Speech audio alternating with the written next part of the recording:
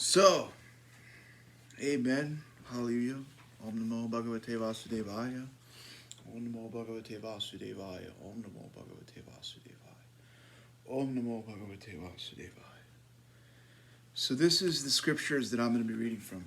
So I had my own little GNA miracle. I opened up the Bible, it went exactly into the verse that I needed to read, and then I opened up the Bhagavatam, and it went back to the verse that I need to read.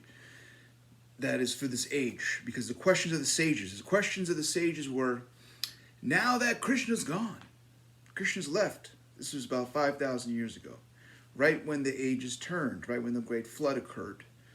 They said, Krishna's gone now. What is going to be the occupation? What do we do now? Back then it was different. It was different ways to appease the Lord, let's say, because there was a lot of opulence.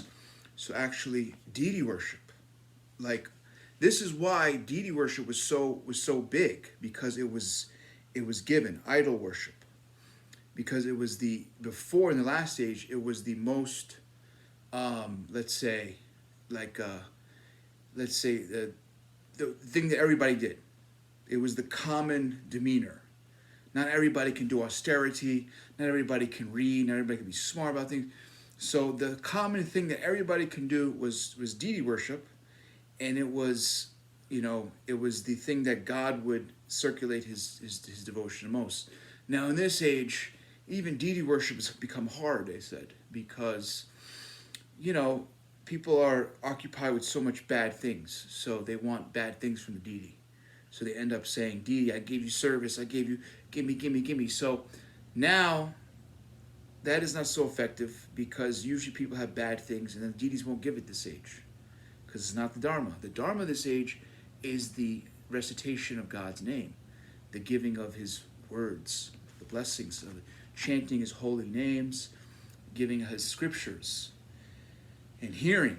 That is what pleases God in this age. That is the Dharma, the religion for everybody. Okay? So I read this. This is the one when Jesus weeps over Jerusalem. Luke 19:34, 40. And then it says, but he answered, I said to them, I tell you that if these should keep silent, the stones would immediately cry out. Now as he drew near, he saw the city, wept over it, and saying, if you had known, even you especially, in this your day, the thing that makes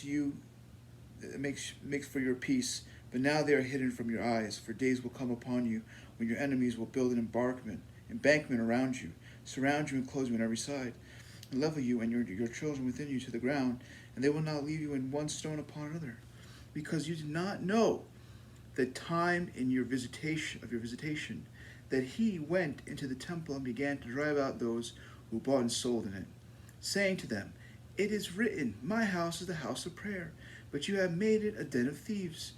And he was teaching daily in the temple, but the chief priests, the scribes, and the leaders of the people sought to destroy him, and were unable to do anything, for all the people were very attentive to hear him. Now it happened on one day, or those days, as he taught the people in the temple and preached the gospel, that the chief priests and the scribes together with their elders confronted him. And he spoke to him, saying, tell us, by what authority are you doing these things? Or who is he who gives you this authority? But he answered and said to them, I also will ask you one thing, and answer me. The baptism of John, was it from heaven or from men? So basically, we have Jesus coming in and, cursing them, like, you guys are just gonna forget about it. You're fallen. You're selling in the temple. You turned it into a market. You're using God as a market, and this is clearly not what it's for. So where is Jesus getting this from? He asks him, where are you getting this from? The Bible says John the Baptist. It kind of simplifies it. But also, you gotta understand something. There were scriptures back then. There was already scriptures, and there was an understanding of what God was, but it became simplified, throughout the ages. So now, the Srimad Bhagavatam gives you an answer to where that came from, right? This is what it is. Narayanam namaskrityam naranchayva narottamam devim saraswati vyasam vitojaya mudiraye.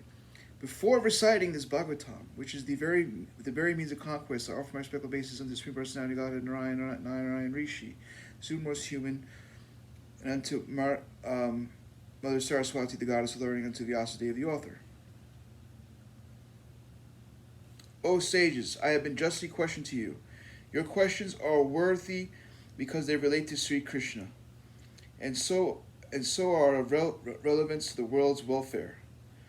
Only questions of this sort are capable of completely satisfying the self. So remember, I'm getting attacked by demons as I'm reciting this. They have a bot, and I'm getting literally attacked by them. So this is coming at great pain. That's why I'm have to maneuver as I'm reading this. But this is the duty of the soul. So the duty of the soul is worth more than the body, believe it or not. The body is a gift, right? We have intelligence. We shouldn't be like monkeys. So many people like to be like monkeys. They say, go online and look at everybody, and then look what they have and get sad, and then get your perfect picture and put it up and get happy. And now they made this mechanical happiness world where people have money and they can just say, oh, I'm so sophisticated. I have all this money and I use the government to steal more money. And now me and the government are so good. Look at us. So this is the world that they made, and it's terrible. It's a demon world. It's what Jesus condemned. You understand? Jesus condemned this world. So you have to be righteous to get up and fight for God and say, we cannot have this world. Because what is worth more than that? This is what Jesus was talking about. He wasn't like just saying, don't sell here because it's the wrong thing to do. You should sell over there where God is not being worshipped. No. There's a real reason behind it. There's a real science behind it. It says the supreme occupation, dharma, for all humanity is that by which men can attain to loving devotional service unto the transcendental Lord. Such devotional service must be unmotivated, uninterrupted, in order to completely satisfy the self. By rendering devotional service unto the personality of God as Sri Krishna, one immediately acquires causeless knowledge and detachment from the world. Duties, dharma, executed by men, regardless of occupation, are only such useless labor if they do not provoke the attraction of the message of the Supreme Lord. All occupation engagements, dharmas, are certainly meant for ultimate liberation. They should never be performed for material gain. Furthermore, one is engaged in the ultimate occupation service, dharma, should never use material gain to cultivate sense gratification. Do you understand that part? So they were selling in Jesus's temple in Jerusalem that he knew, right? Probably growing up, and he was akin to it. He had a right to it. And he said, this is wrong because you're supposed to be selling to worship God, not worship God to sell. So what you're doing is messing everything up. You're going in the opposite direction. This is what I started the class with, right? I said, in the other age, in this age, deity worship doesn't have that much potency. It won't give you much potency. The holy name of the Lord gives the potency. And people didn't even know why. And I've just explained it. I've just made history once again. You understand? Because I'm trying to be unto the Lord. Trying to be real to the Lord. Pure to the Lord. Thank God. So, by the Lord's mercy, and I have to fight off demons. Because the government has joined the demons. Many of them. Or they don't know what to do. They're easily compromised. If it's for them, oh, you can never do that to me. Or to the people I know. But if it's the public, okay. You guys know better. So listen. You got to be like Jesus. You have to say, whatever I'm doing needs to be unto God. I need to see God further and further. I need to stop giving God's creation trouble. I need to stop killing animals. I need to stop hurting others. I need to stop using others for sexuality. I need to stop stealing. I need to stop fighting other people for dumb reasons. These are just the dumb things that are going on in today's society, right? And very easily you can be raised out of the dirt and on the track of godness, because these scriptures just came together and they prove to you what Jesus was saying. Why is Jesus saying that? Because religion is for pleasing God. It's not for you to sell stuff outside. You understand? Now, it's not just because John the Baptist was giving him information. Him and John the Baptist had the same information, because the Srimad Bhagavatam is very much like that. They take bath in the Ganges, just like what he was doing. He purified himself in the rivers, and they chant mantras, just like John the Baptist was doing. But a lot of the information got taken out, watered down, lessened. So, but at least we have this. You understand? There's even understanding that in the Vatican Library that there was vegetarianism, which is understood in the Eastern doctrine, that there was vegetarianism in the Bible directly. It's stated. There's some kind of if you look in the Vatican Library, people have done history on it. If you look it up more long enough, you'll find it. So now you understand that, okay? So they were all, even the Hebrews, they were talking about scriptures back then. It couldn't have been the Torah, because the Torah wasn't made yet. You understand? Some of it was made, a few stories, but it wasn't exactly, it wasn't exactly the ripened, because it was still going on. The stories were still going on, Moses and all that stuff. So even at the time of Moses, they were talking about reading scriptures. You understand? There was still, so there had to be something, but people, they just kind of took it as a passive thing a lot of the times, and just to serve themselves. So, and maybe some of it got lost. Maybe some of them, some of them had prohibitions and stuff. Hey, we don't want to be a part of that. We want to have our own thing. Because this is what the age of Kali is like. The age of Kali is a lot of pushing back and separatism. So you got to understand something though. But somebody did have scriptures, and where and when, how, we have to tend to the scriptures that are there that are 5,000 years old. That's the Srimad Bhagavad Gita and the Bhagavatam. Bhagavad Gita is where they got the information of the atom and relativity and ether, and also information that I have elucidated in GNA. So here's a GNA book. If you don't have it, you should get it. It's the Code of Earth's Creational System, Unlock New Potential, GNA Publishing. So here we go. And we'll see what we have. The atmosphere harnessing this is providing encasement of housing energy, and it works from the smallest to the closest of the soul. Being it describes to 1/10,000th size of a tip of a hair. The atom, when it is activated in the soul, is a whole other thing. GNA is within the atom nucleus, but it also could be separated as a soul as we are. It is a different type of giving impulse, which has independence. The atoms, or supersoul, which is in all, has to be a side of the soul in order to give out life, which becomes a substrate that flourishes in this environment. This is also a GNA miracle, by the way. Just want to let you know, because I was just talking about the Gita, how I put it in the book, and there it is. Because the Gita also is being proven here, that the soul is very small, and then the Geo-Negative axis is all about negative. The less something is in this world, but it actually exists, the more it is. Not in every case, but in the case of energy, in the case of what it is, right? So here it is. The atom or supersoul, which is all in all, has to be a side of the soul in order to give out light, which becomes a substrate that flourishes in this environment. The smaller or closer to dense pure light a thing is, the more it is, the more potential it has. As with humans, as a sperm, we grow and morph the greatest exponentiality of size, even in our life and existence.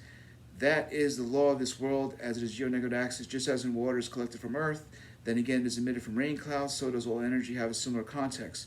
Earth is not the origin of water contextually, so it is working both ways, forming and uniformed, in and out. Even with the major substrates, light and air, we see it starts from the sky, earth mixing with the water, atmosphere, and temperatures making it rain occur. There has to be some change or occurrence, usually for it to rain. Also, that shows it from another that it's not in itself occurring. So what I'm saying is, rain is coming from the water, is coming from air, right? So the mixture is, rain is coming from the mixture of light and air that is mixing, and there has to be let's say, something that's mixing in.